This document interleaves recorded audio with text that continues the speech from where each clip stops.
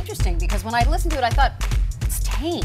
There's nothing to it. Joe Mantegna is now directing the play about the comedian called I Am Not a Comedian, I Am Lenny Bruce. And Ronnie Marmo plays Lenny Bruce. Welcome, gentlemen. Thank you. Thank you. Thanks very much. And of course, the first thing out of my mouth was, how about your Cubs? How about those Cubs, huh? World champions. Yes, but not first place in their division. That's okay. You know what I mean? We've got 107 years before we need another one. Of course, I know you because we always go to your place. Yeah, if I have to, I will. The Yankees have a World Series about every 4 years. I don't want to bring that up. They're fighting Cubs versus Yanks. And right now, they got the big judge going. He's amazing. He's amazing. So, wow, why is it so important to tell this story? Well, I think it's very timely, first of all. Absolutely. You know, we're talking about freedom of speech, all these kinds of things, so many different issues. But Lenny Bruce is, well, as the clip said, I mean, he was a trailblazer, and Ronnie has done, I think, a remarkable job of putting this piece together, co-writing this piece, and channeling Lenny Bruce. Well, thank you. You know, Lenny Bruce to me, like we think about Carlin and Pryor and all these guys, but without Lenny, they don't exist. And actually, if you don't know Carlin and Pryor, you know Louis C.K., Chris Rock, all these guys. Right. And he just, you know, it's amazing how this man was arrested and sentenced multiple times. Oh, many times for breaking the law for his use of dirty words, and he fought freedom of speech to the Supreme Court and lost. And eventually, New York apologized and pardoned him. Yeah, they pardoned him. Pataki, exactly right. We talk about it in the show. We mention it in the show and all that. So it's just shocking how in this country 50 years ago, he got arrested for saying schmuck. Can I say that? Oh, well, apparently. Ladies and gentlemen, that's it. Listen, I had no idea that that was a word that had some bad derivative or we're on a different generation now. Well, you know what actually got him in trouble was not even foul language. He got in trouble for doing a bit called Religions Incorporated. There was a couple of Catholic cops in Chicago that were offended. There wasn't one curse word, and he got arrested for that because he just was, you know, he had White Sox fans for sure. He had the Pope being Jewish. He had it was a very funny bit. Right. And it was there was a group on Madison Avenue who had this big establishment of Religion Incorporated. It was very funny, but they were mad, and so he got in trouble because he questioned things. Let's we have a clip of you playing Lenny Bruce. So how about we roll that? Cool.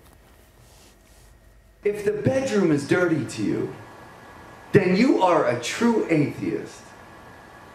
If anyone in this audience believes that God made his body and your body's dirty, well then the fault lies with the manufacturer.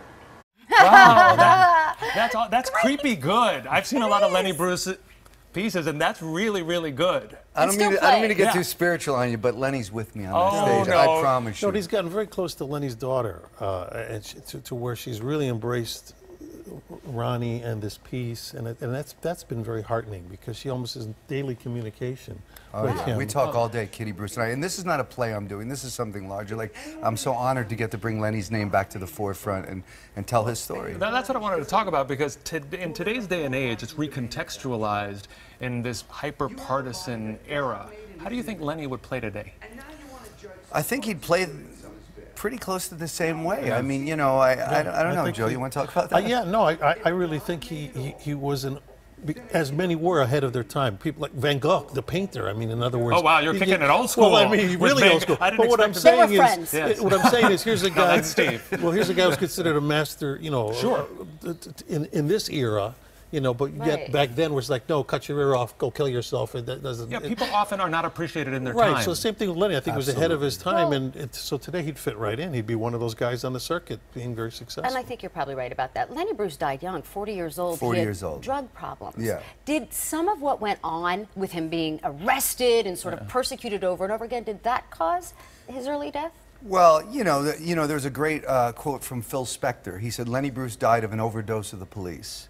Right. And and so, you know, I'm sure it all contributed. But Lenny, towards the end of his career, was so obsessed with his legal battles that it wasn't even about being funny. It really was never about being funny. Lenny was just a brilliant mind and would come out and show you both sides of everything.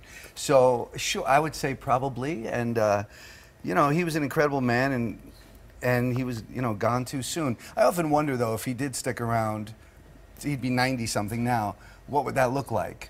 You know, maybe it was better because now we're really talking. Right, we see him in a different light. Joe, how about the comedians these days? Like what, for instance, Kathy Griffin did?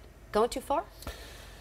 You know, that's a tough question. You know what I mean? As to what are we live in a unique country. I mean, with these amendments that we have, and the fact that they're constantly being debated as to, in other words, when they say you have a total freedom of speech and expression, you know, there's that whole thing of you'll fire in a movie theater and all that. Total. So, but yet, where does the line get drawn, and who determines where that line is and what that line is? A lot of times it's just a matter of good taste or whatever it may be. So I mean, 20 years from now, they may think that was a tame kind of thing that she did in some respects. Oh, that's interesting. But yet, you know, that's a good question. I think it depends on the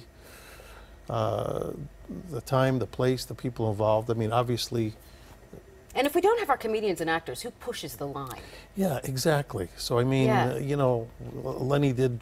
Look what he went through for what he said and did. Obviously, Kathy Griffin's going through a very similar thing now for what she said. Stephen and Colbert. So you know, it goes on and on for this year in particular. On and on. So we'll just see. I guess you just. I need to get those guys to see the show because I think they'd bring them in. Bring them in. But Joe, what is left for you? You direct. You act. You're on Criminal Minds. You have a restaurant in Burbank, Taste of Chicago. What's on your bucket list? He's a therapist in rehearsal. Exactly. Like, I mean, what is left for you, Playing man? left field for the Chicago Cubs was always my dream. Is that really? So that's what's left. Joe, but you still got a shot. I don't think I've got a shot. No, I think you do. Yeah, I don't You know. think you can do it? Yeah, no, I don't think I can do it. Go sing "Take Me Out to the Ball Game" at Wrigley. I do You've that done every that. year. Did you see that Yes. opening pitch he threw this year against the Yankees? Yes. Go watch. No, last year's pitch. Let's Oh. talk that. Yeah, but this year was I am shaky. not a That comedian. was I last am year Lenny was right Bruce. June 23rd, Theater 68 in North Hollywood. It's really good to see you guys. Great. Thanks Thank you for coming having us. in. We Yes. appreciate the support. Did you see Danny That's Trejo? still to come. Yes, the I Sound did. of Danny's Music a good friend. sing-along. You're going to love it.